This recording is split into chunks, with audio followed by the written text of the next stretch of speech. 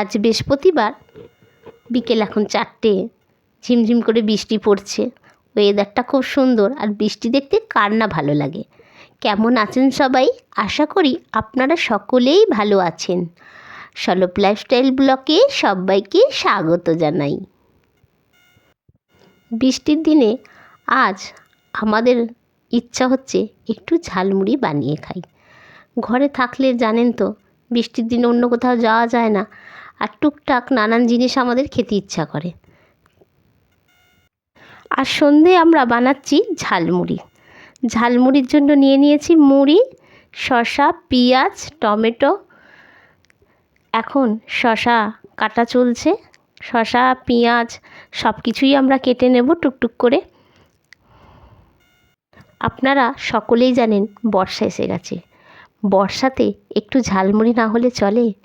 ঝালমুড়ির সাথে যদি একটু গরম গরম চা, আর সাথে থাকে একটি গল্পের বই, তাহলে তো আর কথাই নেই।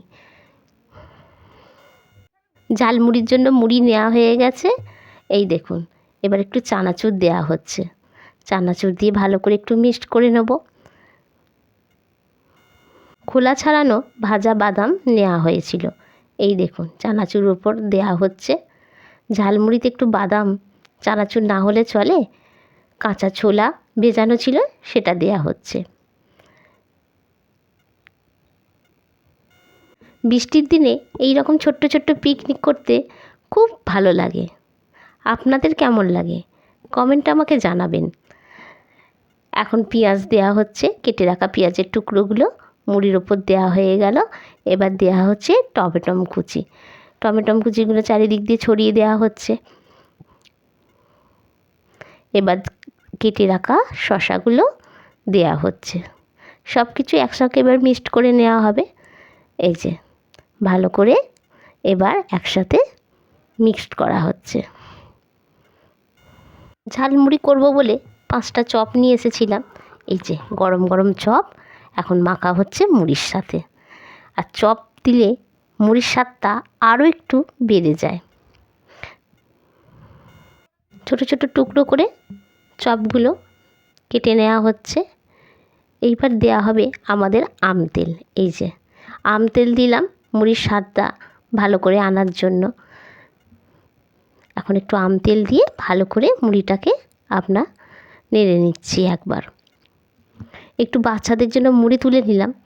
একটু লেবুর রসও দেওয়া হচ্ছে মুড়ির মধ্যে। একটু লঙ্কা কুচি দেব, কাঁচা লঙ্কা।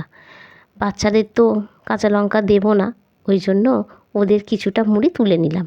আমাদের এই দেখুন কাঁচা লঙ্কা দিয়ে দিয়েছি। কাঁচা লঙ্কা দিয়ে আমরা একটু ভালো করে মুড়িটাকে আরেকটু নেড়ে নিলাম। এগুলো বাচ্চাদের জন্য তুলে রাখা হয়েছিল, সেগুলো বাচ্চাদের দিয়ে দেব।